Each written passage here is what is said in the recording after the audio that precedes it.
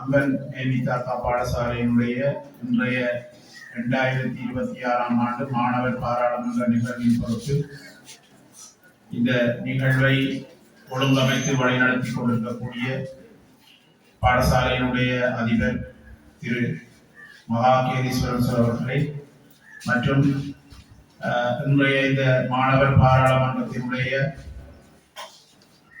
பிரதி செயலாளர் நாயகம் ஒழுக்கம் நிர்வாகம் மற்றும் அபிவிருத்தி பொறுப்பான ஆசிரியர்களே,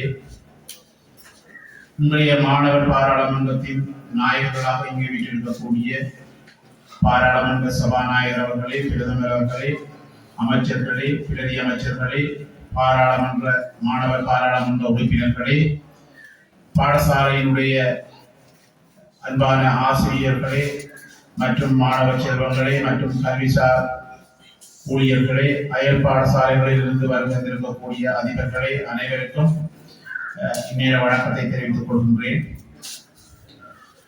நான் நினைக்கிறேன் இதற்கு முன்பு 2024ஆம் ஆண்டு முதல் முறையாக நான் கோப்பாய ஆசிரியர் பயிற்சி கலாசாலையிலிருந்து வலயத்திற்கு வருகிறதன் பிற்பாடு முதல் முறையாக இங்கு ஒரு மாணவர் பாராளுமன்றத்தில் நான் கலந்து கொண்டிருந்தேன். அதற்கு அடுத்தபடியாக 2வது தடவை இங்கு என்னை இங்கு அழைத்திருக்கின்றார்கள். அதற்கு நான் முதல்வன் அதிபர் அவர்களுக்கு நன்றியை தெரிவித்துக் கொண்டு இந்த செயற்பாடு இன்றைய மாணவர் பாராளுமன்ற செயற்பாடு என்பது ஓர் ஆண்டினுடைய கற்றல் கற்பித்தல் செயற்பாட்டினுடைய ஒரு முக்கியமான செயற்பாடு.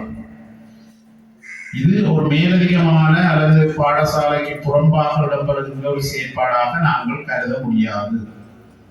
ஒவ்வொரு ஆண்டிலும் இலங்கையினுடைய பாடசாலை கலைத்திட்ட நடைமுறைப்படுத்தலில் இடம்பெற வேண்டிய ஒரு பிரதானமான நிகழ்வாக இது பாடசாலை கலண்டரிலே சேர்க்கப்படுகிறது, வெளியிடப்பட்டிருக்கின்றது.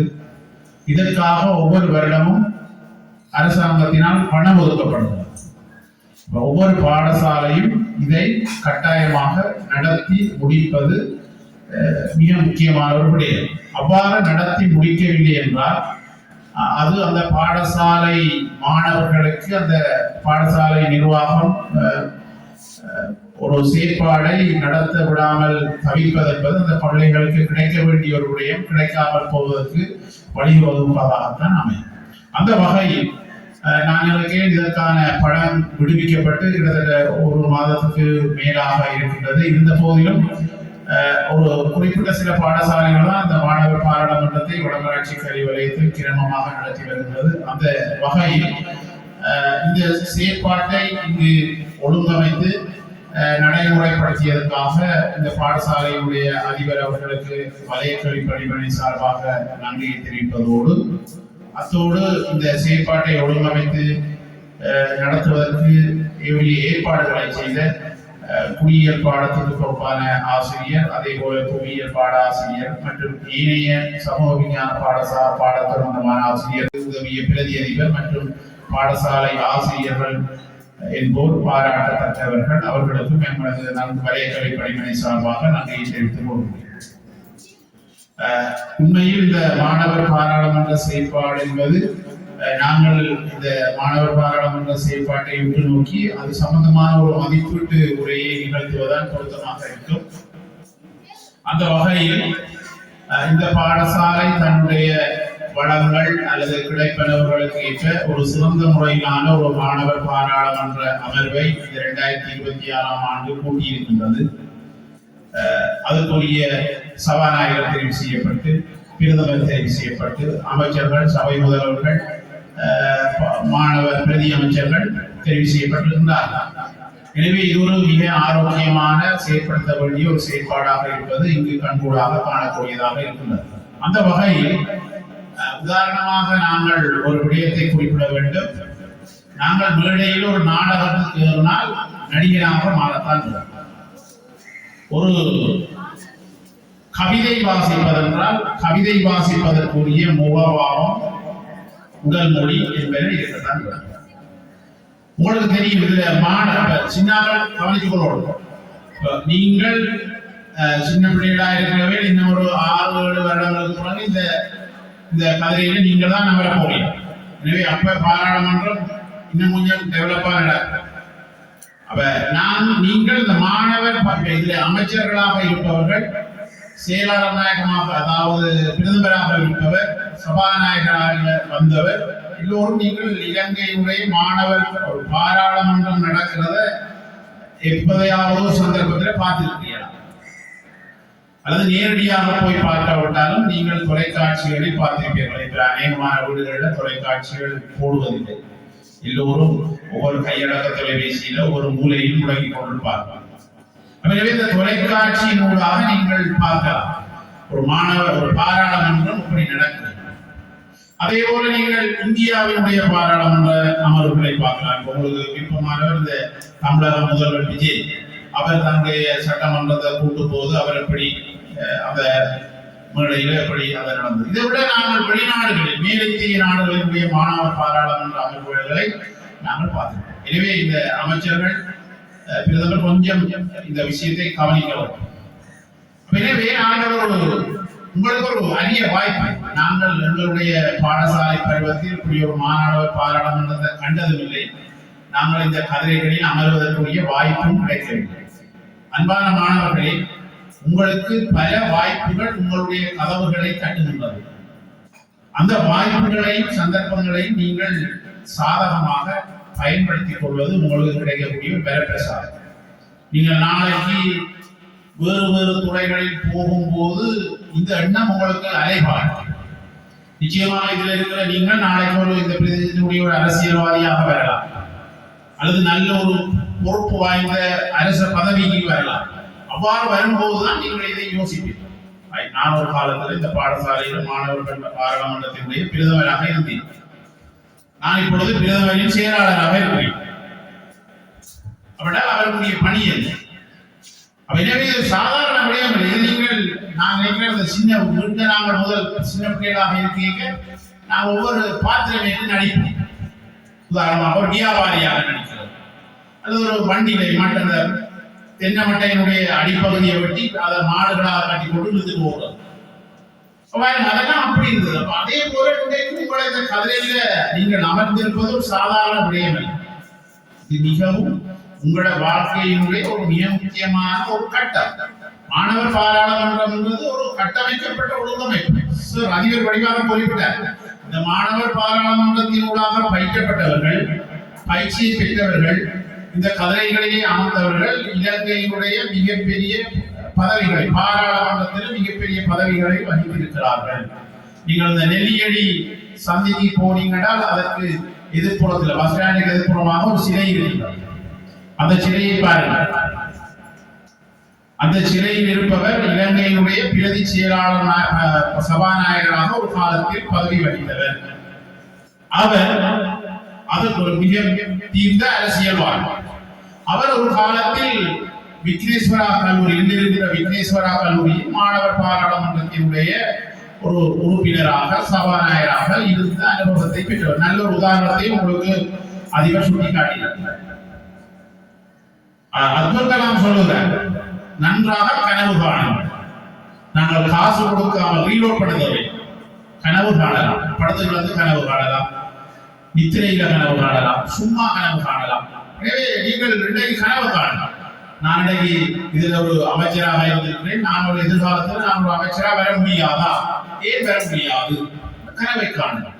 அந்த கனவு வெளிப்படுவதற்கு உங்களோட ஐநாட்டு வேறொருவரையும் இல்லை. அதுக்குரிய மருந்து வேறு யாரிடமும் இல்லை, உங்களிடம் தான் இருக்கிறது. விடாமுயற்சியும் பயிற்சியும் நீங்கள் செய்தீர்களா இருந்தால் நீங்கள் நினைத்த கனவு மெய்ப்படும். உண்மை. அப்துல் கலாம் வடிவாக்குவார். அவர் சிறுபிள்ளைகள் தான் தன்னுடைய உரையாகிறார். எனவே இந்த கதிரை உங்களுக்கு கிடைத்திருக்கிறது. இந்த கதிரையிலிருந்து நீங்கள் ஒரு அமைச்சராக உரையாற்றும் போது வெக்கப்படக்கூடாது. உங்களுக்கு பிரயாண செயல்பாடு நீங்கள் ஈடுபடுத்தவில்லை. இப்ப நான் ஏற்கனவே சொன்ன விஷயம், பாராளுமன்றத்தில் கூட்டுறதை நீங்க இலங்கையில பார்த்திருப்பீர்கள், இந்தியா பார்த்திருப்பீர்கள், வெளிநாடுகளில் பார்த்திருப்பீர்கள். நீங்க மாணவர் பாராளுமன்றத்தை நீங்கள் சும்மா இப்ப இலங்கையில கூட நல்ல மாணவர் பாராளுமன்ற பாடசாலையுடைய மாணவர் பாராளுமன்றம் யூடியூப்ல எல்லாம் வரும். அதை பார்த்து ஒரு அமைச்சர் மாதிரி பேசுவார். வகுப்புல நீங்க 2 பேர் அடிப்படையில் அப்படி சரியாக உணர்வுபூர்வமாக அடிபடுவீங்களோ அதே போல இங்க நீங்க ஒரு சபா ஒரு அமைச்சராக பேசியிருக்க அமைச்சர் மாதிரி பேசுவோம், உங்களை தட்டி பேசுவோம். இப்படி பேசுறீங்கன்னா கிடைக்கிற உரிமையும் கிடைக்கும். பயந்து கொண்டு நாங்கள் கடவுள் அப்படியே வாங்கி கொண்டு போகிறேன். இது நீங்கள் ஒரு பண்பில் இருக்கும்போது ஒரு நிலைமைக்கு இந்த விஷயத்தை நீங்கள் மனப்பாடம் செய்திருக்கணும். சின்ன பிள்ளைலாம் பாத்தீங்கன்னா சின்ன பிள்ளை 5ஆம் ஆண்டே பல விஷயத்தை பாடமாகும். அப்ப நீங்க மனப்பாடம் செய்துட்டு அருமையாக 2 அமைச்சர்கள் பேசினார். மற்றவர்கள் குறை அல்ல. உங்களுக்கு தெரியும், நாங்கள் ஒன்றுக்கும் மேற்பட்ட மொழிகளை பேசும்போது நாங்கள் இன்னொரு உலகத்தை பார்ப்போம். தமிழ் பேசினோம்னா ஒரு உலகம், சிங்களம் கதைச்சோம்னா இன்னொரு உலகம், ஆங்கிலம் கதைச்சோம்னா இன்னொரு உலகம், பிரெஞ்சு கதைச்சோம்னா இன்னொரு உலகம், ஜப்பான் மொழி கதைச்சோம்னா ஒவ்வொரு உலகத்தையும் காணும். உங்களுக்கு ஒவ்வொரு மொழி தெரியாம கேட்க நாங்கள் ஊழியராமா பவுனியாவுக்கு அங்கால போனால் சிலருக்கு கைப்பாசு தான் காட்டணும். உங்களுக்கு நிஜகாரி கொடுத்தால் வாங்க தெரியாது, பூர்வம் மட்டும் சொல்ல தெரியாது. எனவே நாங்கள் உங்களுக்கு சிங்கள ஒரு பாடமாக 1ஆம் ஆண்டு இருந்து இப்ப நீங்களுக்கு 2 வசனம் சேர்த்துக்கலாம் சிங்களத்தை. நான் திருப்பி சொல்லுகிறேன், அந்த ஆங்கில மொழியில் அதிபரும் நானும் கலைத்து கொண்ட இடத்துல அந்த ஆங்கில மொழியை பேசியவர்கள் மிக அருமையாக இருக்கிறது. தனியே ஆங்கில மொழியை பேசினாங்க. மற்ற மாணவர்களுக்கு ஆங்கிலம் இருக்கிறது. நீங்கள் உங்களோட பேரையாவது சொல்லுகிறார், அது உங்களோட அமைச்சின் பேரையாவது சொல்லலாம். இது ஒரு களம். எதிர்காலத்தில் நீங்கள் இந்த விடயங்களை எல்லாம் கற்று பயன்படுத்த வேண்டிய பொறுப்பு இருக்கிறது. வெக்கப்படக்கூடாது. நாங்கள் அநேகமாக வெக்கப்படுகிற வகுப்பறை படிக்கிறதுக்கு தான். மற்ற இடங்கள் எல்லாம் நல்ல எங்களுடைய உண்மையான ரூபத்தை வீட்டில வெளியிடத்துல நாங்கள் படிவா பார்க்கிறோம். வகுப்புல தான் நாங்கள் கூடி இது உங்களுக்கு அடுத்த முறை இதில் அமைச்சர்களாக வருபவர்கள் ஒன்றுக்கும் மேற்பட்ட மொழிகளை இடைக்கிட கலைக்கலாம். இதுல ஒரு புலவடிக்கிறேன். நீங்கள் சிங்களத்தில் இருந்தால் நாங்கள் எங்களுக்கு தெரியாது. என்னுடைய பேரு தான், என்னுடைய அமைச்சர் தான், 2 வருஷத்துல வாய்ப்புகளாக கொண்டுவாங்க. எனவே ஆங்கிலத்தில் பேசினவர்களுக்கு போல மற்றவர்களும் அடுத்த பாராளுமன்றத்தில் ஆங்கிலம், சிங்களம் போன்ற மொழிகளை இடைக்கிட கலைக்கலாம். உங்களுக்கு இங்கிலீஷ் டீச்சர் நீங்க தான் போகணும். டீச்சர் 2 மொழி நான் அப்படி கலைக்கிறேன், எப்படி பேசுவேன்.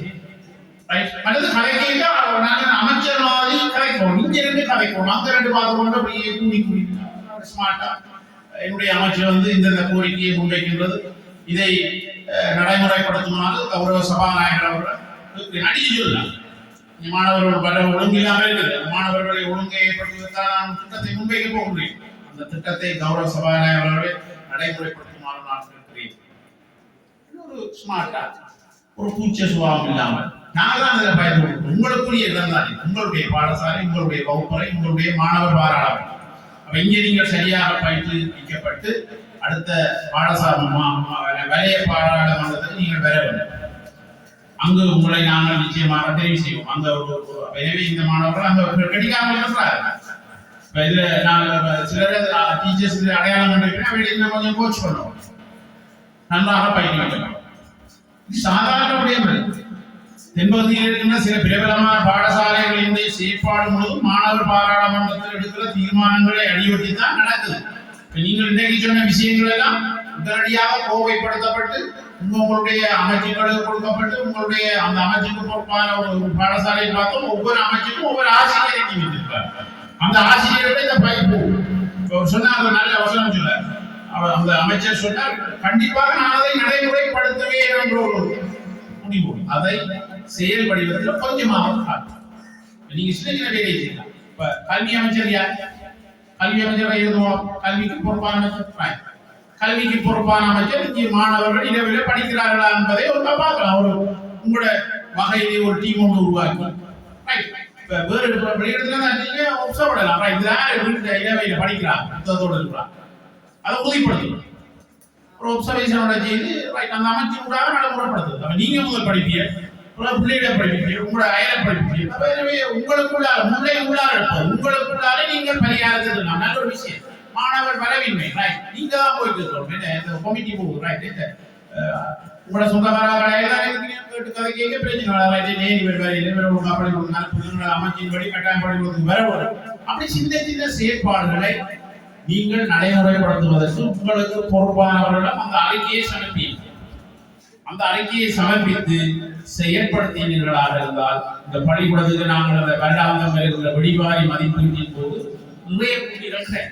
இது ஒரு ஒழுங்கமைக்கப்பட்ட விஷயம். இன்றைக்கு மாணவர் பாராளுமன்றம் நடந்த செயற்பாடு, இங்க மாணவர் பாராளுமன்ற தேர்தல் நடந்தது, இன்றைய மாணவர் பாராளுமன்ற அமர்வு, இது எல்லாவற்றையும் ஒரு கோவைப்படுத்தி தலைப்பு கொள்ளும் 2026ஆம் ஆண்டு மாணவர் பாராளுமன்ற அமர்வு அதன் செயற்பாடு. அந்த செயற்பாட்டின் மூலம் ஒவ்வொரு அமைச்சும் மேற்கொள்ள போகிற திட்டம் என்ன என்பதெல்லாம் வடிவா கோவைப்படுத்தி பாடசாலை பண்புத்தர இந்த விடிவாரி மதிப்பீட்டில் கோவையாக பண்ணால் அதுக்கு புள்ளி இருக்கிறது. அதற்கு பொறுப்பான ஆசிரியர்களும் அதை கவனித்துக் கொள்ள வேண்டும். எனவே அதாவது நாங்கள் மெதுவாக அந்த ஆளுமையை வளர்த்துக் கொண்டு வர வேண்டும்.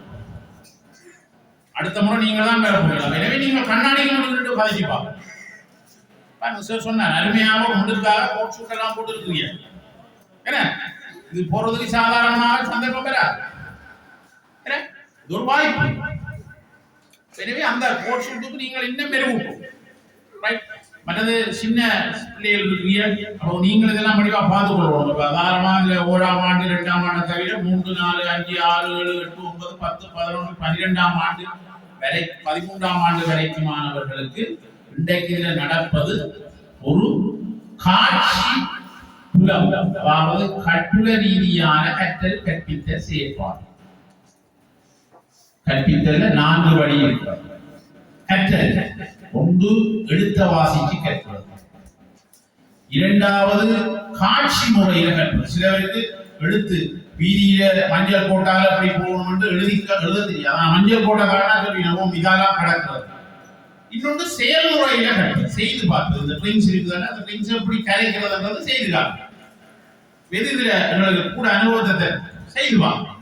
அடுத்தது காட்சியாக பார்க்கிறோம். இன்றைக்கு உங்களுக்கு மாணவர் இலங்கையில் உள்ள பாராளுமன்றத்தின் தலைவர் யார் என்ற ஒரு கேள்வி வருது.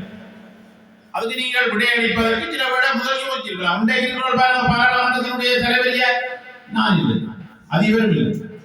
இதுல இருந்தவர் தான் தலைவர். நாங்கள் அப்படியே நின்றார். அது தலைவர் சபா நாயகர். சொல்லுங்க, அது தலைவர் சபாநாயகர் தான் பாராளுமன்றத்தினுடைய தலைவர். சபா இந்த பாராளுமன்றத்தை ஆட்சி செய்வது மைக்கா, கதிரையா, மேசையா, எது ஆட்சி செய்யும்? இந்த பாராளுமன்றத்தை கூட்டுறதும் கலைக்கிறதும் எது? எதா இருக்கும்? இதுல இருந்த செங்கோல். இந்த செங்கோலை தூக்குனா பாராளுமன்றம் நடக்கக்கூடாது. பாருங்க, செங்கோலை தூக்கிட்டு ஓடுவார். பாராளுமன்றத்தில் இருக்கிறவர்கள் பாத்தீங்கன்னா குழப்பம் வந்தா செங்கோலை போட்டு ஓடுனா பாராளுமன்றத்தில் எதுவுமே அது செங்கோல் வந்ததுக்கு தான் பாராளுமன்றம். யானைக்கு கடிவானம் மாதிரி அதை இயக்குறது மாதிரி இங்கே பாத்தீங்கன்னா இந்த அதாவது கடிவானம் என்ன குதிரைக்கு தான். இங்கே இந்த பாராளுமன்றத்தை இயக்குகிற அடிநாதம் செங்கோல். இது லோ இன்டர் செய்தியான ஒரு தடவை வந்தது. பாராளுமன்றத்தை ஆட்சி செய்வது என்ன? செங்கோல். அப்ப நீங்கள் இந்த இதெல்லாம் காட்சியா ஒரு படமாக பார்த்துருக்கீங்க. சின்னாம கவனிக்கணும். எனவே உங்களுடைய மனதிலே ஒரு நீண்ட கால ஞாபகம், லாங் டேர்ம் மெமரி என்று சொல்வார். பிள்ளைகள் இதை மறக்க மாட்டார். இன்றைக்கு நடந்த நிகழ்வு உங்களுக்கு படிவா தெரிய வரும். அப்ப உங்களுக்கு இன்றைக்கு ஒரு ஆரோக்கியமான கற்றல் செயற்பாடு இங்கே நடந்து முடிஞ்சிருக்கு. ஒரு பாராளுமன்ற அமர்வு இப்படி நடக்கும், அதுல சபாநாயகர் எப்படி வருவார், ரைட், அவர்கள் எப்படி அமைச்சர்கள் கோரிக்கையை முன்வைக்கிறார்கள் அப்படி என்று படிவாக ஒரு காட்சி ரீதியாக செய்திருக்கிறார்கள். அடுத்த விடயம், நீங்கள் இங்கே ஒரு மாணவர் பாராளுமன்ற தேர்தல் நடத்தியிருப்பீர்கள், அதுல வாக்களிச்சிருப்பீர்கள். எனவே நீங்கள் வாக்களிக்கின்ற தன்மையை எப்படி என்று நீங்கள் அறிஞர்கள். அது மிக பிரதானமானது. இந்த மாணவர் பாராளுமன்றத்தை பாடசாலையில் அரசாங்கம் நடைமுறைப்படுத்தியதற்கு பிரதான காரணம் வாக்களிக்கிற தன்மையை அணிதல், ஜனநாயகம், சரியா, விட்டுக் கொடுப்பு, ஆளுமை பண்பு விருத்தி செய்தல், பிரச்சனைகளை பேச்சுவார்த்தை மூலம் தீர்த்தல், தங்கள பிரச்சனைகளை சமூகத்துக்கு வெளிக்கொண்டு வந்து தீர்வு காணுதல், இப்படி பல பண்புகளை அடிப்படையாக கொண்டுதான் இது உருவாக்கும். எனவே இதில் இருக்கிறவர்கள் இன்னும் ஒரு 5-6 வருடங்கள்ல அல்லது ஏதோ ஒரு தடவையில் நீங்கள் 18 வயதுக்கு மேற்பட்டவர்களாக வரும்போது வாக்களிக்க தகுதியுடையவர்களாக மாறுவீர்கள். அப்ப அந்த வாக்கை நீங்கள் சரியாக அளிக்கணும். 2 இலக்கத்துக்கு புள்ளி போடுவீர்கள், அது கேன்சல், நிராகரிக்கப்படும். உங்களுக்கு ஒவ்வொரு வருடம் இடம்பெறுகின்ற தேர்தலில் யாழ்ப்பாணத்தில் கணிசமான வாக்குகள், அதுவும் நல்ல படித்தவர்கள வாக்குகள் நிராகரிக்கப்படும். எனவே சரியாக உங்களோட வாக்குகளை அளிப்பதற்கான ஒரு பயிற்சி பள்ளிக்கூடத்தில் நடக்குது. 6ஆம் ஆண்டு, 7ஆம் ஆண்டு, 8ஆம் ஆண்டு, 9ஆம் ஆண்டு, 10, 11, 12, 13 கிட்டத்தட்ட 8 வருடம் நீங்கள் வாக்களிக்கப்படும். அப்ப நல்ல பயிற்சி கொண்டு வந்து 8 வருடம் வாக்களித்ததுக்கு பிறகு நீங்களோட ஒரு வாக்காளர் ஆனதுக்கு பிறகு இப்படியா வாக்களிக்க கூடாது. சரியாக வாக்களிக்க தெரிஞ்சிருக்க வேணும். இங்க இன்றைக்கு ஒரு கற்றல் நடந்திருக்குது. நல்லதொரு மனதுல நல்லதொரு எண்ணம் ஒன்று உங்களுக்கு வந்திருக்குது. இது இருக்கிறவர்களா மிடுக்கோட இருக்கிறீர்கள். அப்ப நீங்கள் எதிர்காலத்தினுடைய அரசியல்வாதிகள் எதிர்காலத்துல உயர் பதவிகள் வரும்போது இந்த விஷயம் உங்களுக்கு இது ஒரு வகையில கை கொடுக்கும். அடுத்தது நீங்கள் நல்ல எதிர்காலத்துல நல்ல வாக்காளர்களாக விழிவதற்கு ஒரு சந்தர்ப்பத்தை இது வழங்குகின்றது. இதை விட உங்களுடைய தனிப்பட்ட ஆளுமை பண்பு இந்த சந்தர்ப்பத்தில் நீங்கள் இதில் அமர்ந்திருப்பது, ஒழுங்காக இருப்பது, இந்த விடயங்களை கேட்பது, ஒரு மேடையில பேசுவது. இப்ப நான் சொன்னேன் எப்படி எந்த இடத்துக்கு எப்படி பேசணும்னு தெரியும். சமுத்திர போட்டிக்கு பேசுற மாதிரி அமைச்சர் பேசக்கூடாது. அமைச்சருக்கு கொஞ்சம் கை காட்டி மேசையில் அடித்து பேசுறதுக்குரிய அதிகாரம். சமுத்திர போட்டியில நீங்க அது ஒரு மொழிதான் கிடைக்கும். நீங்க அமைச்சர் 2-3 மொழி கட்டாயம். அவ்வாறான ஒரு ஆளுமை பண்பு வெளிப்படுவதற்குரிய ஒரு சந்தர்ப்பத்தை இந்த மாணவர் பாராளுமன்றம் உங்களுக்கு அமைத்து தந்திருக்கின்றது. ஏற்கனவே அதிபர் என்னுடைய ஒரு உரையாடும் போது சொல்லியிருந்தார், நான் நிச்சயமாக அந்த பிரச்சனை சம்பந்தமாக எங்களுடைய ஏடி மற்றும் அவர்களுக்கு தெரியப்படுத்துவேன். ஏனென்றால் இந்த பாடசாலையினுடைய இது நடந்தாலும் ஒரு பாடசாலையினுடைய கற்றல் கற்பித்த செயற்பாடு இடம்பெறாவிட்டால் அந்த பாடசாலையினுடைய அடைவு மட்டம் மிக நிலையில் இருக்கும். அப்ப அந்த வகையில் இந்த பாடசாலை எங்களுக்கு ஒரு உயர் அடைவு மட்டத்தை தருகின்ற ஒரு பாடசாலை. காப்பக சாதாரண தரம் என்றாலும் உயர் தரம் என்றாலும் நான் நினைக்கிறேன் வடமராட்சி கிழக்குல ஒரு வசதியான இடத்தில் இருக்கிற பள்ளிக்கூடமாக தான் நாங்கள் இதை கிடைக்கிறோம். வீதிக்கு அருகே பிள்ளைகளும் கிடைக்காது. அப்ப அவர்களுக்கு உயர்தரத்துல படிப்பிக்கிறதுக்கு ஓரிரு பாடங்களுக்குரிய ஆசிரியர் பற்றாக்குறை இருப்பது என்பது உண்மைக்கு ஒரு பிரச்சனைக்குரிய விடயம். அந்த மாணவர்கள் உயர்தரம், அதாவது ஒரு கல்வியின் இறுதி நிலை, பாடசாலை கல்வியில இறுதி நிலை உயர்தரம், அதற்குரிய ஆசிரியர் வசதிகளை ஏற்படுத்தி கொடுப்பது எங்களுடைய கடமை. என்றால் மாணவர்கள் கட்டிக்காது. நாங்கள் போன முறையெல்லாம் வந்து பார்க்கறதுல 90 மார்க்ஸ் எடுக்கக்கூடியவர்கள் எல்லாம் அதுக்குள்ள இருக்கிறார். எனவே அவர்களுக்குரிய வசதியை செய்து கொடுப்பது எங்களுடைய பிரதானமான கடமை. அந்த விஷயத்தை நான் இங்கே எடுத்து செல்வேன் என்று அதிபரிடம் உங்களுடைய இந்த பாடசாலை சமூகத்திலும் நான் கூறிக்கொண்டு கொள்வதோடு, நீங்கள் மேலும் மேலும் இவ்வாறான நிகழ்வுகளை செய்ய வேண்டும். இந்த விடயம் உங்களுடைய வாழ்க்கைக்கு ஏதோ ஒரு சந்தர்ப்பத்தில் எதிரொலிக்கும்.